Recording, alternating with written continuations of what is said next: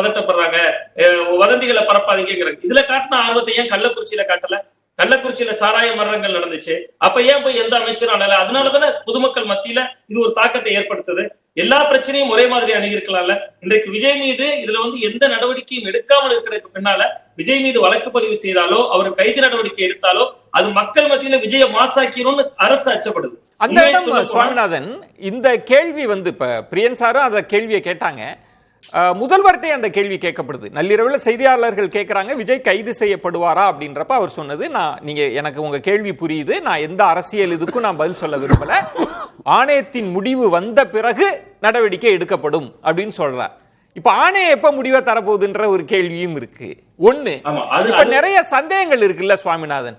இப்போ எம்.ஆர். விஜயபாஸ்கர் அவர்கள் சொல்றாங்க, ஏன் ஆம்புலன்ஸ் எண் இல்லாம ஆம்புலன்ஸ் வந்தது, கரண்ட், இது எல்லாமே ஆணையத்திட்ட ப்ரொடியூஸ் பண்ண முடியும். இப்படிதான் உங்களுக்கே தெரியும், ஆறுமுகசாமி ஆணையம் அமைச்ச போது எல்லாரையும் அவர் கேட்டார், வாங்க உங்க ஆதாரத்தெல்லாம் கொடுங்க அப்படின்னு. அப்படி கூட கொடுக்க வாய்ப்பு இருக்குல்ல, போய் கொடுக்கலாம் இல்ல, அப்படி சந்தேகம் இருந்தா இந்தாங்க இந்த இடம் எல்லாம், அதுக்கு வாய்ப்பு இருக்கா? இல்ல, ஆணையத்திடம் போய் கொடுப்பதற்கான வாய்ப்பு இருக்கும், காலம் இருக்கும். பட் ஆனா அதற்கிடையில் அரசியலாக இதை அவர்கள் அரசியல், அதை தான் சொல்றது, முழுக்க முழுக்க அரசியல் மயமாகிவிட்டது. இன்னைக்கு தமிழக அரசு நாங்க சிறப்பா செயல்பட்டோம் நிரூபிக்க வேண்டிய இடத்துல இருக்காங்க. தாவேக்காவினர் நாங்க தப்பு செய்யல, அரசு தான் சரியா செயல்படலன்னு நிரூபிக்க வேண்டிய இடத்துல இருக்காங்க. அதிமுக பாஜக இந்த சிபிஐ விசாரணை நோக்கி நகர்த்தி மத்திய பாஜகவின் கைகள்ல இன்னைக்கு இருக்கிறதா சொல்லப்படக்கூடிய, நான் சொல்லல, பெருவாரியான எதிர்கட்சிகளால் சொல்லப்படக்கூடிய சிபிஐ வலைக்குள்ள இதை கொண்டு வரதன் மூலமா ஒருவேளை தங்கள் கூட்டணிக்கே கூட விஜய் எதிர்காலத்துல வரலான்னு அவர்களுடைய நம்பிக்கை. அப்படி ஒரு கணக்கு போகுதோ? சிலர் வெளிப்படையா பேச ஆரம்பிக்கிறாங்க, என்டிஏவுக்கு விஜய் வரணும், இந்த நெருக்கடியிலிருந்து தப்பிக்க என்டிஏவுக்கு வரணும்ன்ற அழைப்பதெல்லாம் பார்க்க முடியுதே. வெளிப்படையா பாஜக ஆதரவாளர்கள் பேசுறாங்களே. அப்போ அப்படியான ஒரு ஆயுதமாக கூட ஏதோ ஒரு குற்றத்தில் ஈடுபட்டா பாஜக சேர்த்துப்பாங்களா? அப்போ அப்படியே அப்படி கூட்டணி கணக்கெல்லாம் வந்துருச்சு.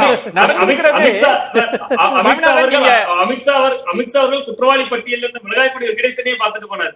அதனால அவர்கள் அந்த கடந்த கால வரலாறுகளை சுவாமிநாதன், நீங்க சொன்ன இடத்துல நீங்க தொடக்கத்துல சொன்ன மாதிரி இது ஒரு பெரிய துயர சம்பவம், இந்தியாவே உலுக்கிய ஒரு சம்பவம்.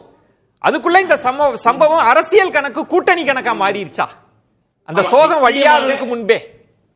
ஆமா, நிச்சயமாக இதுக்குள்ள அரசியல் கணக்கும் கூட்டணி கணக்கு. ஏன் ராகுல் காந்தி அவர்கள் உடனடியாக தமிழக முதல்வர் மு க ஸ்டாலின் அவர்கிட்ட பேசுறாங்க, உடனடியா ராகுல் காந்தி அவர்கள் விஜய் அவர்களிடம் பேசினதாவும் ஒரு செய்திகள் கசியுது. விஜய் அவர்களே இன்னைக்கு காலையில சொன்னாரா, என்ற ராகுல் காந்தி துயர சம்பவத்தை கேட்டறிந்தார் அப்படின்னு சொல்லி அவருடைய நிர்வாகிகள் கூட்டத்துல பேசினதாவும் தகவல் வருது.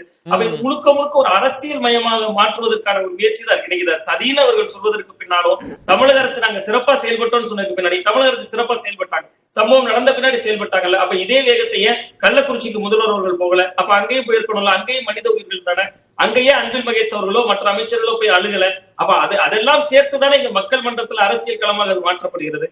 அப்ப ஒரு இந்த மாதிரியான சில கேள்விகள் அதற்குள்ள இருக்கிறதுனாலதான் இது மக்கள் மன்றத்துல பேசுபொருள். இன்னொன்று, விஜய் அவர்கள் மேல நீங்க அவரை கண்டிக்கணும்ல, குறைந்தபட்சம் தமிழக அரசு தொடர்ச்சியா அவர் எல்லா கூட்டங்களுக்கும் லேட்டா வராரு, தொடர்ச்சியா மக்கள் இப்படி திணறாங்க, தொடர்ச்சியான சம்பவங்கள் நடந்துட்டு இருக்கு. அவர் ஒரு மாநாடு நடத்துக்கான அழைப்பு கொடுத்தாலே 9 பேர் வாகன விபத்துல இறந்துருக்காங்க ஏற்கனவே.